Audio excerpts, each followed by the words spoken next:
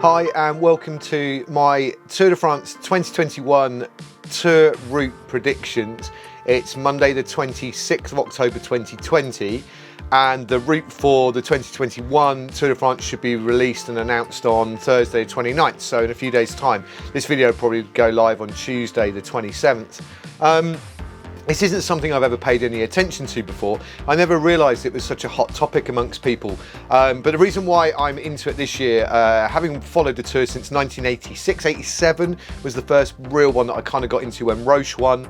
To be honest with you, I've never really paid that much attention to the route until, well, the race starts, if I'm honest. Let alone when it's announced, and let alone in advance of that, looking up all the rumours and predictions. My dad lives in France now with my stepmum, and I look at the route now in advance to see if I should be getting my backside over there. And one of the things I was most worried about was that they were literally going to be going past their house like they did in 2018 when we went over, and that I was going to be missing that because of the challenge that has resulted in me looking up these race predictions. A couple of months ago, I decided to do, I'll link a video up here, a challenge for myself next year.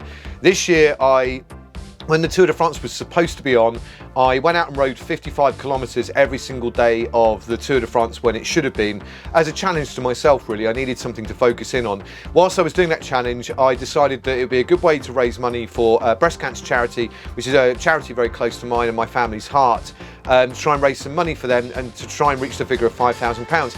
The plan was, rather than to ride a third of the Tour de France distance, I was going to match every mile they rode with a kilometre. So if they ride 100 miles one day, I'll ride 100 kilometres that day.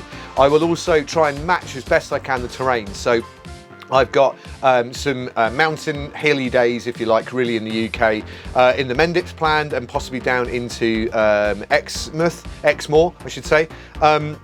And also, I've also recce'd some routes in Brecon as well. Now, as you can probably clearly see, I'm well out of shape at the minute, and I'm hoping, and actually already just doing this research has really motivated me to want to get on with this. Anyway, that's the reason why I've been looking into these predictions for the first time in my life. Never done it before.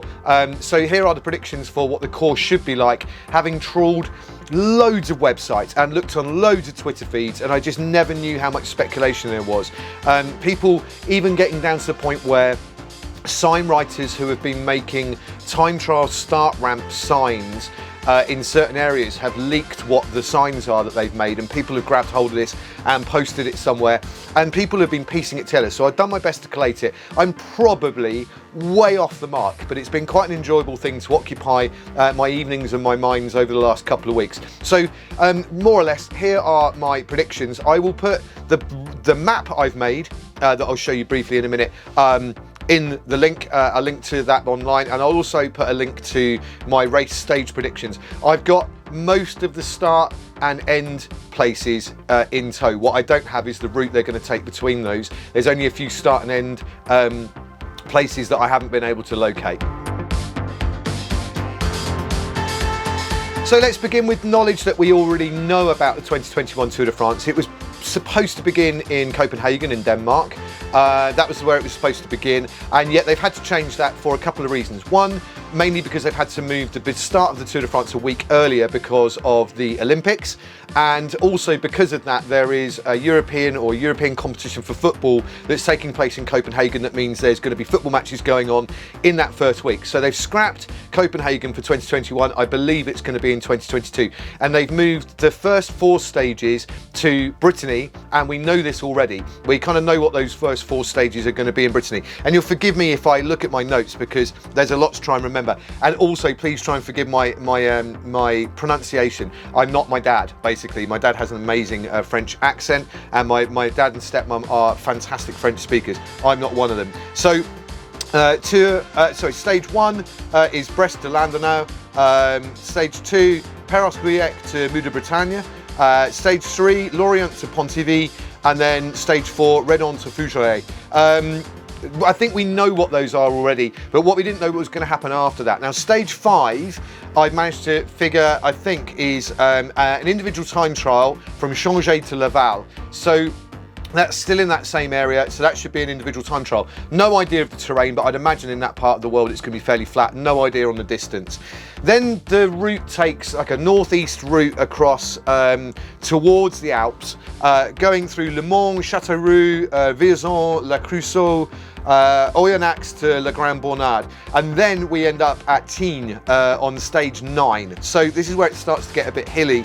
Tignes on stage 9, and then the day after that, on Monday the 5th, will be a rest day, and that should be in Tignes, but we're in the Alps then, obviously. Stage 10, Bourg Saint-Maurice. Stage 11, this would be a good one. Mont Ventoux, I believe that's where we're going to be on stage 11, again staying in the Alps. Stage 12 should be Nîmes. Stage 13 should be Carcassonne. Stage 14, Carcassonne to Quillan. I think that is Quillan. Don't know how you pronounce that one. That's a tricky one. It's like Reims. In terms of, it doesn't look like it's said. Stage 15, Serret to Ariège. Now we're in the Pyrenees now, so Serret to Ariège should take us into the Pyrenees. Monday the 12th will be a rest day in Ariège in the Pyrenees.